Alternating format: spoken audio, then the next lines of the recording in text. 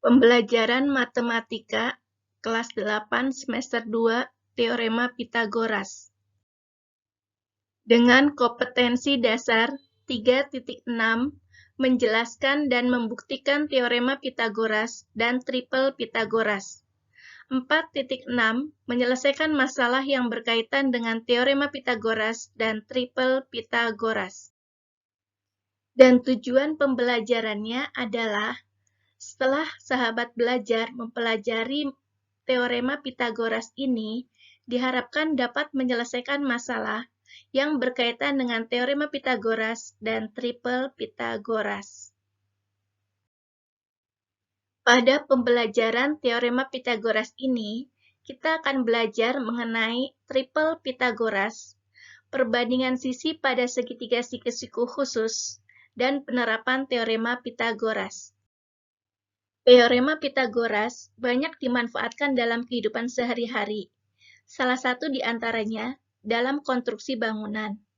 Misal, seorang tukang yang akan membangun rumah, dia akan menghitung panjang rangka kuda-kuda yang berbentuk segitiga siku-siku. Dapatkah sahabat belajar membantunya untuk menghitung panjang kayu yang dibutuhkan untuk membuat rangka kuda-kuda tersebut?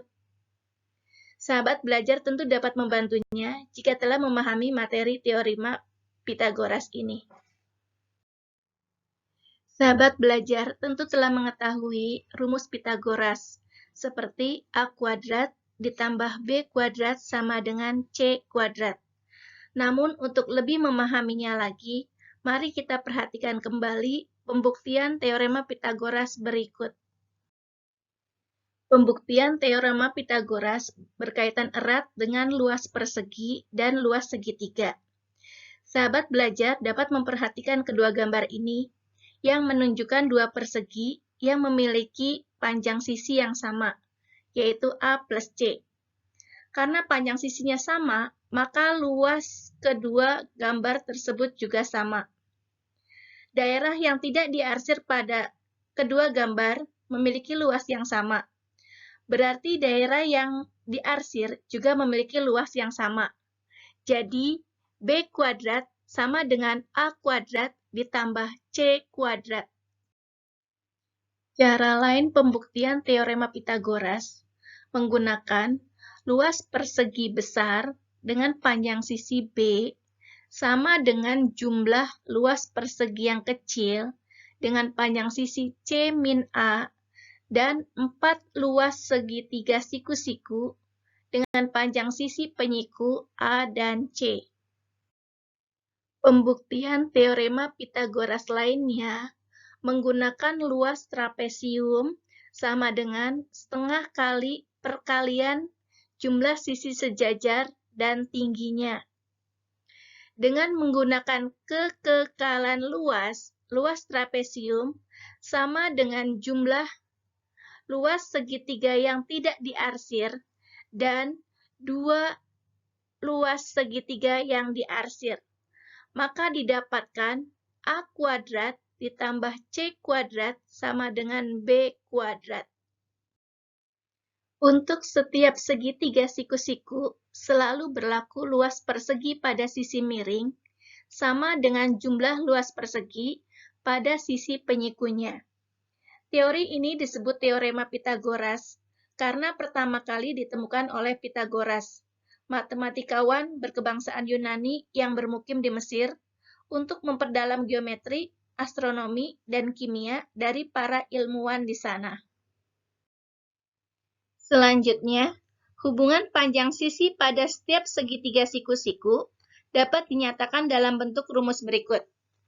Jika segitiga ABC siku-siku di titik B, maka berlaku rumus AC kuadrat sama dengan BC kuadrat ditambah AB kuadrat, atau B kuadrat sama dengan A kuadrat ditambah C kuadrat.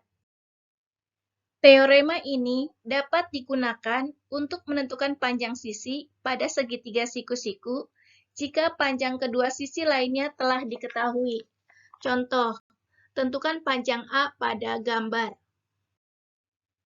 Panjang sisi miring yang terletak di hadapan sudut siku-siku panjangnya 2,9 cm. Maka dengan menggunakan rumus Pythagoras, didapatkan panjang A adalah 2 cm. Apakah teorema Pythagoras berlaku sebaliknya? Jika pada segitiga ABC berlaku AC kuadrat sama dengan BC kuadrat ditambah AB kuadrat, maka sudut B siku-siku. Pada gambar segitiga ABC, diketahui B kuadrat sama dengan A kuadrat ditambah C kuadrat. Apakah sudut B siku-siku? Pada gambar segitiga DEF, siku-siku di titik E. Maka X kuadrat sama dengan A kuadrat ditambah C kuadrat. Dari kedua persamaan didapat B kuadrat sama dengan X kuadrat, ekivalen dengan B sama dengan X. Jadi, segitiga ABC kongruen atau sama dan sebangun dengan segitiga DEF, sehingga sudut B sama dengan sudut E, yaitu siku-siku. Oleh karenanya, teorema Pythagoras berlaku sebaliknya terbukti, yaitu jika B kuadrat sama dengan A kuadrat ditambah C kuadrat, maka segitiga ABC siku-siku di titik B. Dengan kebalikan teorema Pythagoras ini, kita dapat menentukan jenis suatu segitiga. Pada gambar sebelah kiri, segitiga ABC adalah segitiga lancip, dan B kurang dari B aksen, ekivalen dengan B kuadrat kurang dari A kuadrat ditambah C kuadrat. Dan pada gambar sebelah kanan, segitiga ABC adalah segitiga tumpul, dan B lebih besar dari B aksen, ekivalen dengan B kuadrat lebih dari A kuadrat ditambah C kuadrat. Pada segitiga ABC dengan panjang sisi A, B, dan C, jika B kuadrat kurang dari A kuadrat plus C kuadrat, maka segitiga ABC adalah segitiga lancip di titik B. Dan jika B kuadrat lebih dari A kuadrat plus C kuadrat, maka segitiga ABC adalah segitiga tumpul di titik B. Contoh, suatu segitiga dengan panjang ketiga sisinya berturut-turut 12 cm, 36 cm, dan 35 cm. Apakah segitiga yang dimaksud adalah segitiga siku-siku? Misalkan A sama dengan 12 cm, B sama dengan 36 cm, dan C sama dengan 35 cm. Di antara ketiga panjang sisi segitiga, yang terpanjang adalah 36 cm. Maka didapat B kuadrat tidak sama dengan A kuadrat ditambah C kuadrat. Maka segitiga tersebut bukan merupakan segitiga siku-siku. Tetapi karena B kuadrat kurang dari A kuadrat plus C kuadrat, maka segitiga tersebut merupakan segitiga lancip. Panjang sisi-sisi dari segitiga siku-siku sering dinyatakan dalam 3 bilangan asli. Nah, 3 bilangan asli yang memenuhi persamaan pada teorema Pythagoras disebut triple Pythagoras. Untuk mendapatkan sebarang triple Pythagoras, kita dapat menggunakan rumus A kuadrat min 1, 2A, dan A kuadrat plus 1, dengan A sebarang bilangan asli lebih dari 1. Mengapa? Pembuktian triple Pythagoras dapat menggunakan segitiga PQR siku-siku di Q dengan panjang sisi penyiku A kuadrat min 1 dan 2A, sedangkan panjang sisi miringnya A kuadrat plus 1. Contoh, jika 32X 68 adalah triple Pythagoras, berapakah nilai X? Misalkan bilangan terbesar adalah 68, maka menggunakan rumus Pythagoras didapat X sama dengan 60. Jadi, nilai X adalah 60. Teorema Pythagoras dapat digunakan untuk melakukan penyelidikan terhadap sifat menarik dari segitiga siku-siku khusus, yaitu segitiga siku-siku sama kaki dan segitiga siku-siku yang besar sudutnya 30 derajat, 60 derajat, dan 90 derajat.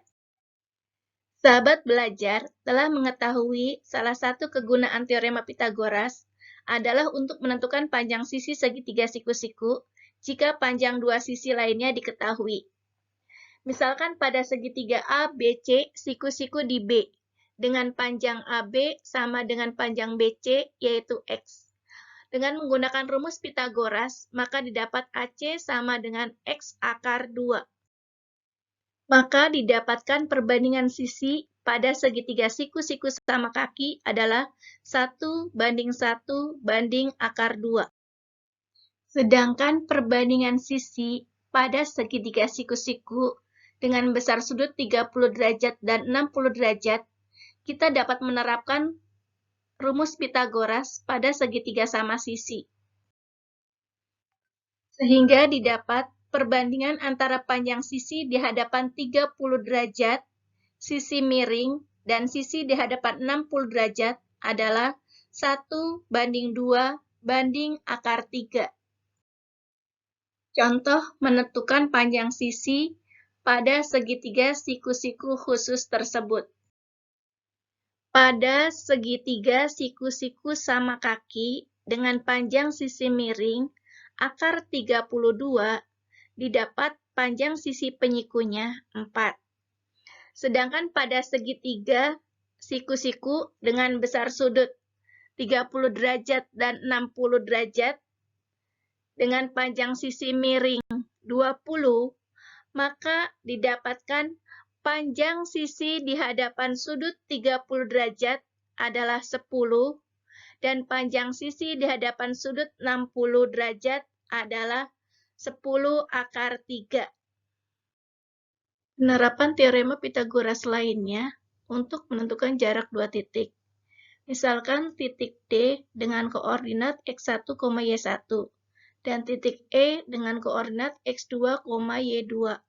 Maka panjang DE sama dengan akar dari x2 min x1 dikuadratkan ditambah y2 min y1 dikuadratkan. Terima kasih sahabat belajar, semoga pembelajaran ini bermanfaat.